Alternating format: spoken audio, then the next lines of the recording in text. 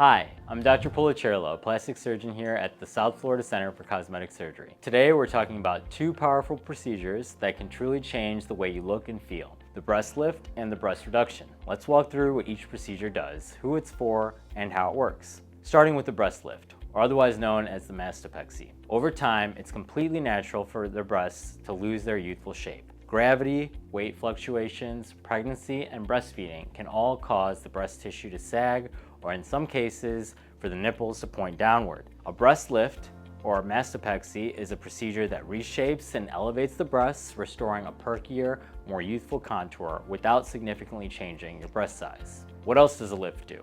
Now, during a breast lift, we typically remove excess stretched skin, tighten the surrounding tissue to create a normal breast contour, reposition the nipple and areola to a higher, more natural position, fix any breast asymmetries, and typically reduce the size of the areola for balance. The result? A lifted breast with improved projection, proportions, and symmetry. Now, who's a good candidate? You might be a good candidate for a breast lift if you are happy with your breast size, but not the shape or position, notice sagging or downward facing nipple and areolas, if your breast shape changed after pregnancy or weight loss, or if you want better upper pole fullness and natural youthful roundness. So what about scars? Depending on your anatomy and degree of sagging, we'll use one of several incision patterns, usually around the areola and vertically down to the breast fold. We often add an incision at the bottom of the breast, horizontal as well. With proper care, these scars fade well and are easily hidden in bras or swimwear.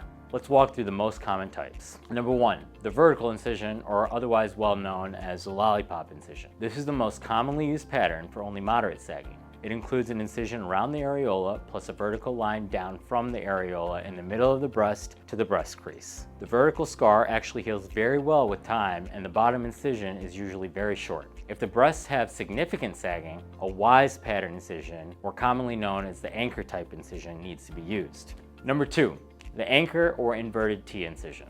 These inverted T-shaped incisions are best for major weight loss or pregnancy where there is significant loose skin and sagging. This technique adds an incision at the bottom of the breast along the natural breast fold. It gives maximum lift and reshaping, especially when skin needs to be removed. The scars are longer, but typically well hidden under the lower contour or bottom of the breast. Now, what to expect for recovery? After surgery, the breasts are usually swollen and they may sit high. There may also be numbness or sensation changes. Most of the swelling will go down in several weeks, but really, you see your final result after months. Returning to work depends on what you do. Of course, there's no heavy lifting or exercise for 6 weeks, but if work is less labor intensive, it is possible to return after days to a week or so. During recovery, you'll wear a supportive sports bra to protect your results, minimize swelling, and help your breasts settle into their new shape. Your first stage bra is included in the cost of your surgery, and second stage garments are available for purchase at our office for continued support as you heal.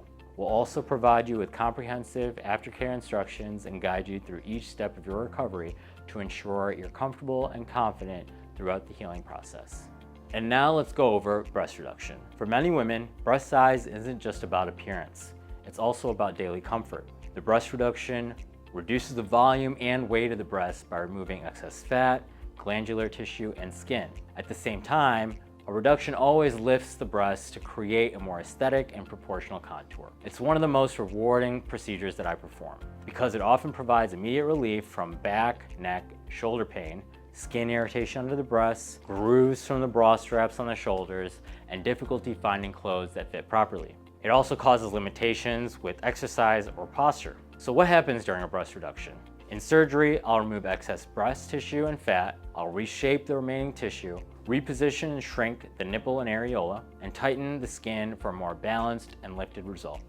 I'll also ensure that we fix any asymmetries that may be present. While the goal is to reduce volume, it also gives you a more youthful and symmetrical shape. So who should consider it? You may be a candidate if you are experiencing physical discomfort from large breasts, are looking for smaller, more proportional size, want to feel more confident in clothing, or want to regain comfort in daily life and exercise. What about scarring? Like with a lift, breast reduction involves incisions typically around the areola, vertically down to the breast fold, and sometimes along the fold itself. And what to expect during recovery. After surgery, it is essential to be up and moving. You'll be wearing a supportive bra, and we'll walk you through every step of your recovery. Again, the swelling decreases with time and you can return to full activity without restrictions after 6 weeks. Once your incisions are fully healed, usually around 3 to 4 weeks after surgery, you can start using scar gel to help your scars fade and soften. It keeps the skin hydrated, reduces redness, and supports smoother healing. For your convenience, we offer medical grade scar gel right here in our office, so you can start using it as soon as your doctor approves. Here are some pre-surgery tips. Before surgery, we'll make sure you're in the best possible health. Avoid smoking for at least 1 month before and after surgery. Stop taking blood thinning medications like aspirin, Aleve, or Motrin. And depending on your age or medical problems, get a medical clearance from your doctor. We'll give you full pre- and post-operative instructions so you feel informed and prepared. Real results, real confidence. Whether you're considering a breast lift or a breast reduction, the key is personalization.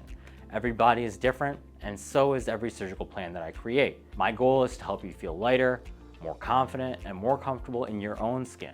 Give us a call at 954-565-7575 to schedule your complimentary consultation. I look forward to meeting you and helping you achieve results that feel just right for you. If you found this video helpful, give it a thumbs up, subscribe, and we'll see you in the next one.